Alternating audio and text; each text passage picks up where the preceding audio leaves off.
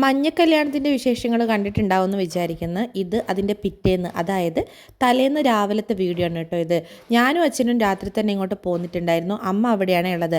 അപ്പോൾ അമ്മ രാവിലെ ഇങ്ങോട്ട് വന്നിട്ടുണ്ടായിരുന്നു കുളിക്കാനും മാറ്റാനും ഒക്കെ വേണ്ടിയിട്ട്.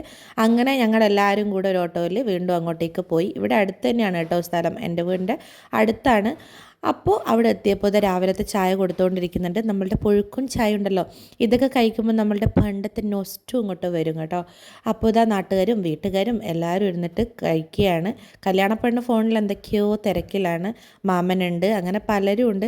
പിന്നെ അവിടുത്തെ അധികം റിലേറ്റീവ്സിനൊന്നും എനിക്ക് അറിഞ്ഞുകൂടാ, നമ്മളുടെ റിലേറ്റീവ്സിനെ അല്ലാണ്ട്. അപ്പോൾ സാൻവിൻ്റെ ഫ്രണ്ടിനെയും കിട്ടി, വസുവിൻ്റെ ഫ്രണ്ടിനെയും കിട്ടി. ഓരോരോ പാടും നോക്കിപ്പോയി.